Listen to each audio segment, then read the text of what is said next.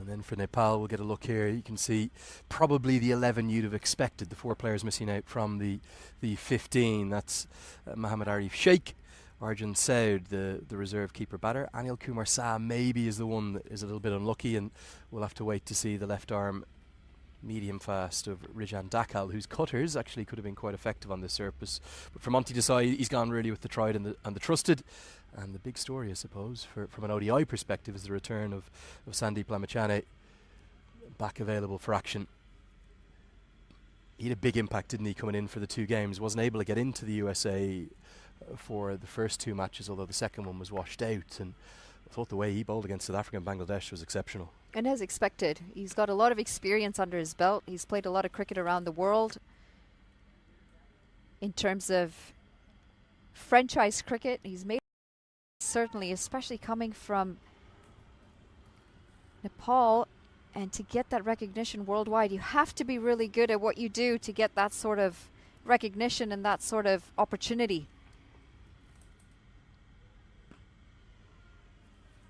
Fairness, the pitch isn't maybe necessarily doing as much as we expected. There's a very green tinge to it. The ground staff, Melvin, the head curator here, was saying that he's tried to keep as much grass as possible across the whole square, with this kind of being the real feature and focal point of the end of the summer, to keep the wickets together. Potentially 4 pitches that we could use out there.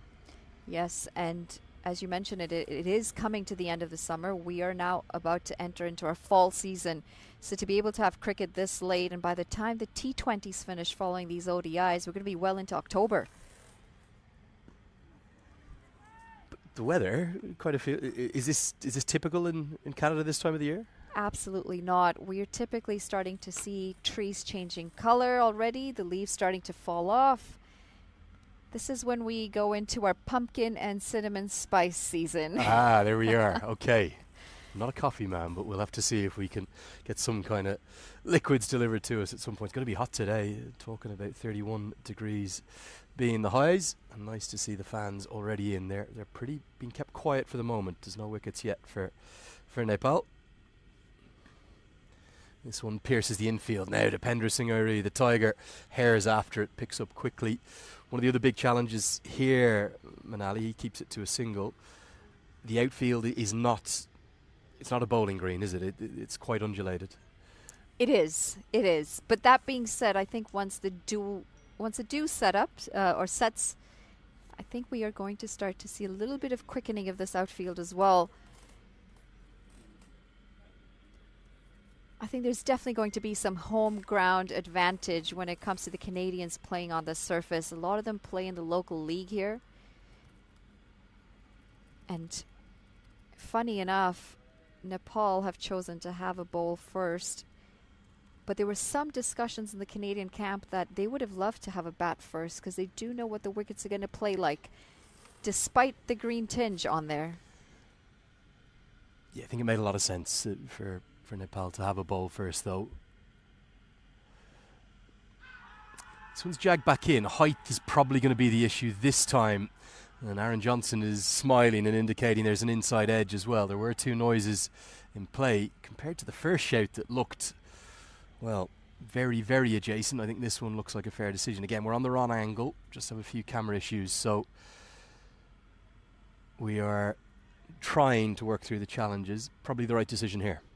Yeah, I think it looked a little high. Aaron Johnson's a tall man as well. But they know how important that wicket is. Because once he gets settled down, he can really take a game away from you.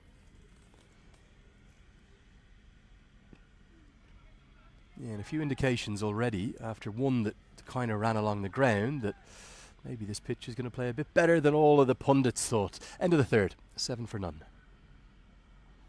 Get a quick look at the points table here. Manali, there's still the early kind of skirmishes, if you will, in this League 2. There is an update, though, because USA have just beaten Namibia down in Windhoek pretty comfortably too, chasing down the 200 that they required. Canada, do they have a little bit of a false position in this table, given that flying start that they had and the difficulties that they've endured since? I want to say no. I do.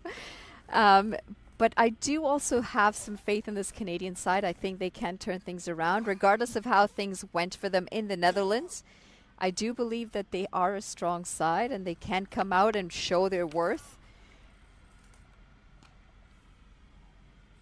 I mean, it was a bit surprising for a lot of us here to see how they went in the Netherlands. We weren't expecting a 4-0 defeat. That being said, the series that we played against the US before the World Cup, that didn't quite go as well as they would have hoped either. We've gone through some changes in the side as in terms of players. We've seen some coaching changes as well. So I think they're just trying to find